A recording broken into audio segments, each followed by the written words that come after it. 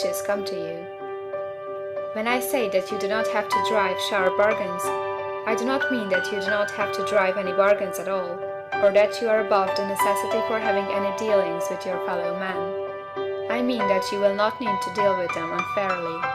You do not have to get something for nothing, but can give to every man more than you take from him. You cannot give every man more in cash market value than you take from him, but you can give him more in use value than the cash value of the thing you take from him. The paper, ink, and other material in this book may not be worth the money you pay for it, but if the ideas suggested in it bring you thousands of dollars, you have not been wronged by those who sold it to you. They have given you a great use value for a small cash value. Let us suppose that I own a picture by one of the greatest artists, which, in any civilized community, is worth thousands of dollars. I take it to Baffin Bay, and by salesmanship induce an Eskimo to give a bundle of furs worth $500 for it. I have really wronged him, for he has no use for the picture. It has no use value to him. It will not add to his life. But suppose I give him a gun, worth $50 for his furs. Then he has made a good bargain. He has use for the gun. It will get him many more furs and much food. It will add to his life in every day. It will make him rich. When you rise from the competitive to the creative plane, you can scan your business transactions very strictly, and if you are selling any man anything which does not add more to his life than the thing he gives you in exchange, you can afford to stop it.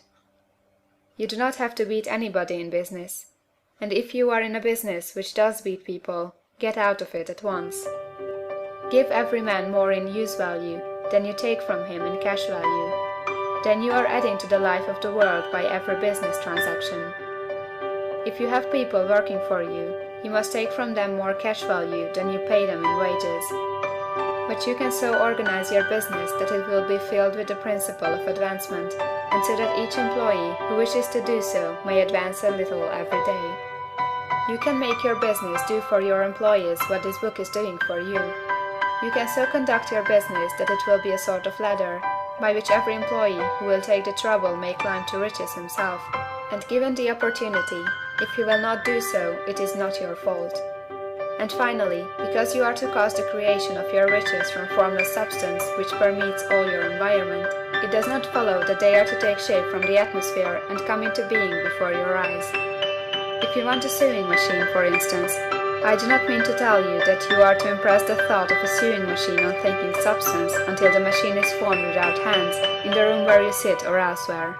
But if you want a sewing machine, hold the mental image of it with the most positive certainty that it is being made, or is on its way to you.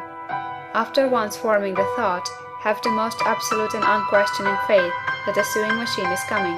Never think of it or speak of it in any other way than as being sure to arrive.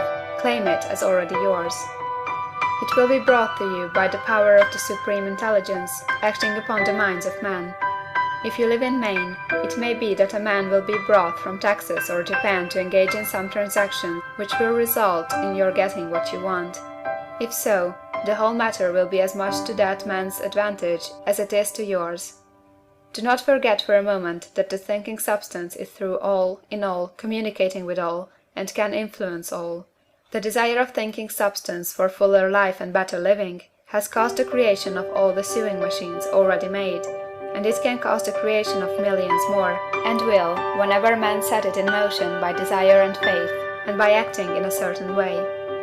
You can certainly have a sewing machine in your house, and it is just as certain that you can have any other thing or things which you want, and which you will use for the advancement of your own life and the lives of others. You need not hesitate about asking largely. It is your Father's pleasure to give you the kingdom, said Jesus. Original substance wants to live all that is possible in you, and wants you to have all that you can or will use for the living of the most abundant life. If you fix upon your consciousness the fact that the desire you feel for the possession of riches is one with the desire for omnipotence for more complete expression, your faith becomes invincible. Once I saw a little boy sitting at a piano and vainly trying to bring harmony out of the keys, and I saw that he was grieved and provoked by his inability to play real music. I asked him the cause of this vexation, and he answered, "I can feel the music in me, but I can't make my hands go right. The music in him was the urge of original substance, containing all the possibilities of all life. All that there is of music was seeking expression through the child. God, the one substance, is trying to live and do and enjoy things through humanity. He is saying, I want hands to build wonderful structures, to play divine harmonies, to paint glorious pictures. I want feet to run my errands, eyes to see my beauties, tongues to tell mighty truths, and to sing marvelous songs, and so on. All that there is of possibility is seeking expression through man. God wants those who can play music to have pianos and every other instrument, and to have the means to cultivate their talents to the fullest extent. He wants those who can appreciate beauty to be able to surround themselves with beautiful things. He wants those who can discern the truth to have every opportunity to travel and observe. He wants those who can appreciate dress to be beautifully clothed, and those who can appreciate good food to be luxuriously fed. He wants all these things because it is himself that enjoys and appreciates them. It is God who wants to play and sing and enjoy beauty and proclaim truth and wear fine clothes and eat good foods. It is God that worketh in you to will and to do, said Paul. The desire you feel for riches is the infinite seeking to express himself in you, as he sought to find expression in the little boy at the piano. So you need not hesitate to ask largely. Your part is to focalize and express the desire to God. This is a difficult point with most people. They retain something of the old idea that poverty and self-sacrifice are pleasing to God. They look upon poverty as a part of the plan, a necessity of nature.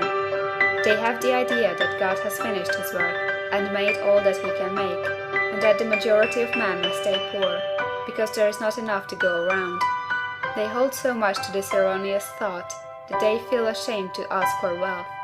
They try not to want more than a very modest competence, just enough to make them fairly comfortable.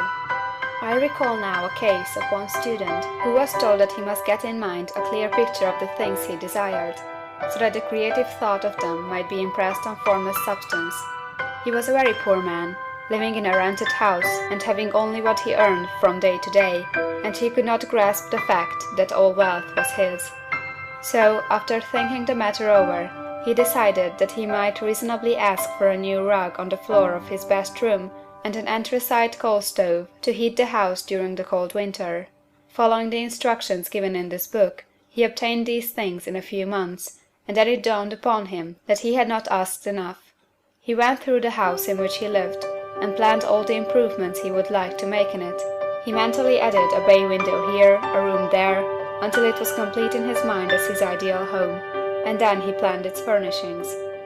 Holding the whole picture in his mind, he began living in the certain way, and moving toward what he wanted, and he owns the house now, and is rebuilding it after the form of his mental image, and now, with still larger faith, he is going on to get greater things. It has been unto him according to his faith, and it is so with you and with all of us. End of chapter 6.